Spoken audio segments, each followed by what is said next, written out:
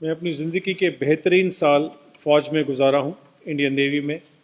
कारगिल जंग के समय में तब मैं प्रेसिडेंट था पीरामल्स का और कारगिल गया था, क्योंकि देश की भक्ति से बड़ी भक्ति शायद कोई नहीं होती। मैं जब इसके ऊपर मैं रिसर्च करने में जुड़ा था और हलाल नियंत्रण मंच से जुड़ा था, तो हमने इसके ऊपर में बहुत सारी रिसर्च की थी। मैं वो आपके साथ में साझा करना चाहता हूँ।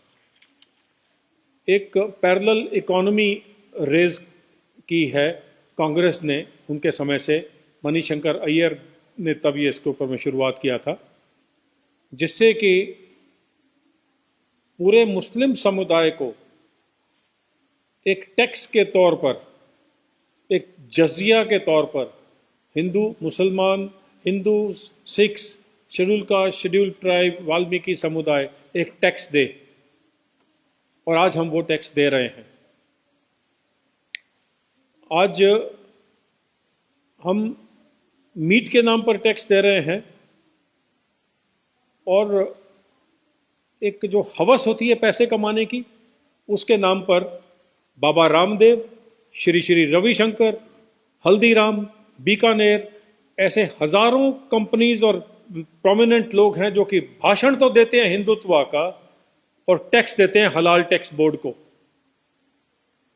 तो इससे ज्यादा शर्म की बात हमारे लिए नहीं होनी चाहिए कि एक भुजिया कैसे हलाल टैक्स हलाल पर हो गई, आटा और दाल चावल कैसे, पापड़ कैसे हलाल टैक्स के सर्टिफिकेट के दायरे में आ गए। 20,500 रुपये प्रति प्रोडक्ट प्रति साल ये कंपनीज देती हैं, और लगभग अप टू 50,000 रुपीज तक ये टैक्सेशन जाती है। ये उन बोर्ड्स को जाती है जो कि इस कमाई को टेरर के साथ में सपोर्ट करते हुए पाए गए हैं, उनके चार्टर में है। तो सरकार इस बात पर कैसे नियंत्रण नहीं काबू कर पा रही? मैं ये जानना चाहूंगा सेंट्रल गवर्नमेंट से। हम ये प्रश्न पूछना चाहते हैं उनसे कि क्यों कोई भी 5 स्टार होटल, कोई भी 5 स्टार होटल इस देश में सिवाय हलाल के सर्व कुछ नहीं करता है, लेकिन बताते कहीं नहीं है। कोई भी रेस्टोरेंट, कोई भी ढाबा सिर्फ हलाल मीट सर्व करता है। कोई भी एयरलाइंस, कोई भी ट्रेन सर्विसेज, आर्म्ड फोर्सेस सिर्फ हलाल सर्व कर रही हैं। सो 2% रेडिकल मुस्लिम्स कांग्रेस के बैकिंग से, मैं आप पूरी अथॉरिटी के साथ में, आपको पर्सनल अथॉरिटी के साथ में कह रहा हूं कि कांग्रेस की बैकिंग से, क्योंकि अपेडा का सरकारी कानून बिना कांग्रेस की सपोर्ट के पुश के आ ही नहीं सकता था। तो ये हम पर थोपा गया है ऑन द स्लाई, बिना बताए। वो जो खाएं वो उनकी मर्जी है, लेकिन एक सिख को, एक हिंदू को, जो कि जिसके मजहब के खिलाफ में है, जिसके धर्म के खिलाफ में है, रहत मर्यादा के खिलाफ में है, आप पंजाब में उसको और बाकी के देशों में कहीं पर भी हलाल खिला रहे हैं बिना उसको बताए। केरला सरकार में अभी एक विरोध हुआ था क्रिसमस से पहले, क्रिश्चियंस ने किया था।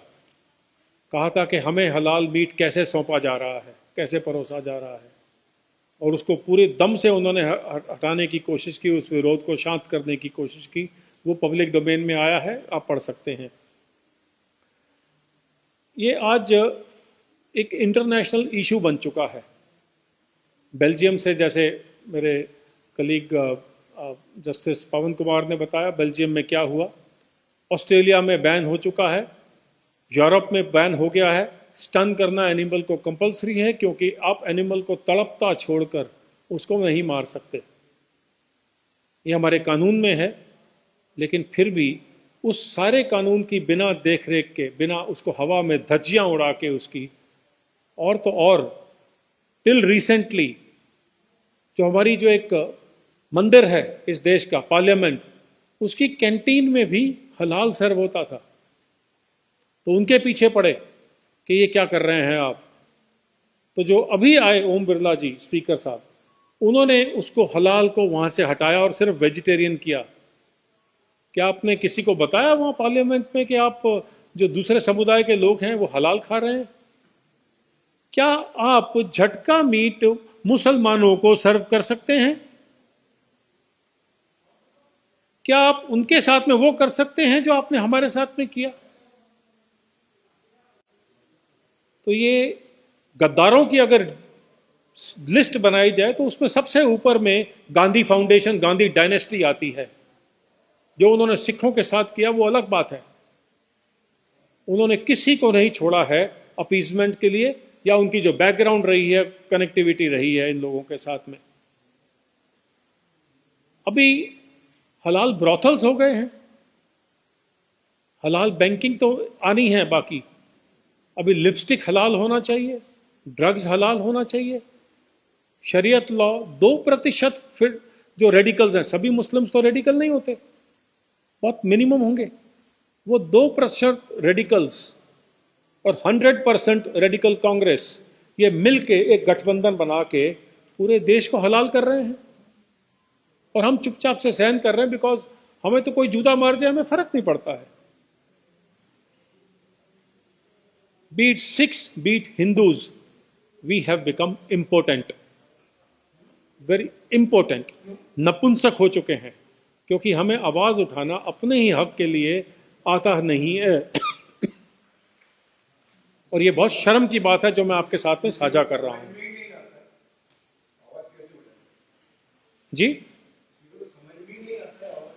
तो समझ में नहीं आता है कि आवाज कैसे उठाएं, आप कहते हैं। तो यही, इसी के लिए आप लोगों से प्रार्थना है। हलाल क्या है ये लोगों को पता नहीं है। हलाल सिर्फ मुसलमानों का एक रिलीजियस तरीका है,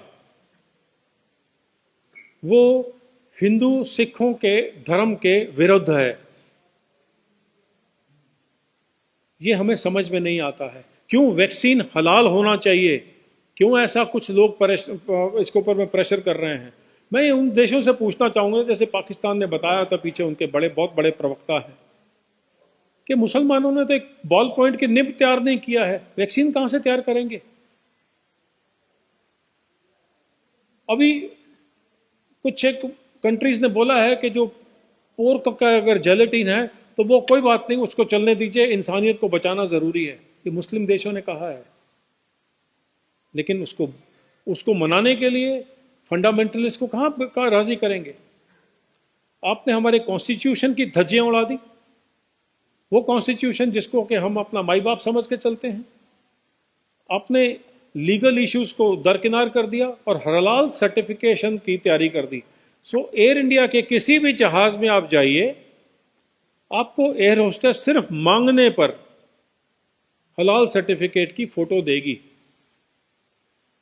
आप खींच सकते हैं उसको कैमरा से, उस पर लिखा है कि ये फलाने उलेमा ने इस तरह से कलमा पढ़ के और इस तरह से किया है। उसका कलमा पढ़ना बाकी के धर्मों के हिसाब में कहां फिट बैठती है? जब आप, मैं ये क्वेश्चन रामदेव जी से पूछना चाहता हूं, क्योंकि जब भी हलाल सर्टिफिकेट देते हैं तो एक मौलवी उस प्रोडक्शन हाउस में जाता है और वहां बैठकर कलमा पढ़ता है। तो रामदेव जी, पैसा तो आपने अपने लिए तो कुछ नहीं कमाना है, आप तो गेरुए वस्त्र पहन के चलते हैं, कुछ खाते पीते नहीं है, लेकिन कॉन्शियस आत्मा बेच डाली है। ये दुख के साथ कहना पड़ता है। अभी मेकअप का सामान आने शुरू हो गया है, अब उसके ऊपर में डिमांड करते हैं। केरला में मुस्लिम समुदाय ने कहा है कि बिल्डिंग जब बनेगी उसको तभी माना जाएगा जब वो हलाल की बिल्डिंग हो। सीमेंट कब से हलाल हो गया और हराम हो गया? और हलाल आपके लिए जायज है, हलाल बाकी देश के लिए हराम है। और ये मैं सरकार से पूछना चाहता हूं कि हम सारे चुप क्यों हैं, जबकि इसका बिजनेस आज की तारीख में 110,000 करोड़ हो गया है। लगभग 1.5 से 2 करोड़ लोग रोजगार से हटा दिए गए हैं, सिर्फ मुस्लिम समुदाय को बीच में लाया गया है। यह है एक कांग्रेस सरकार की देन पिछले 50-60 सालों में। चलिए, वो तो चले गए, उम्मीद करते हैं कि कांग्रेस मुक्त भारत जल्दी दिखेगा, लेकिन तब दिखेगा जब हम इस हलाल पैरेलल इकोनॉमी को रोक सकते हैं।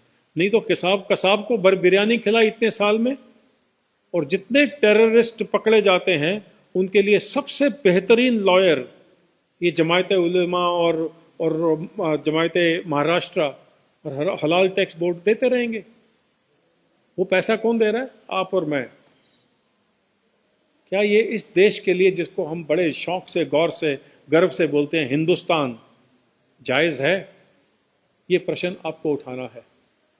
मेरे पास और कहने के लिए इसके बारे में और कुछ नहीं है, सिवाय इसके कि हम दोनों, पवन जी और हम, आपके सवालों के कुछ जवाब देना चाहेंगे। आपसे रिक्वेस्ट है कि इसको, अवेयरनेस को क्रिएट करिए, क्योंकि बिना हमें बताए कोई हमें हलाल सर्व करे, ये तो कानून के खिलाफ है। और कानून सिर्फ उतनी ही नींद सोया है जितनी कि हमारी सरकारें। शुक्रिया। आज की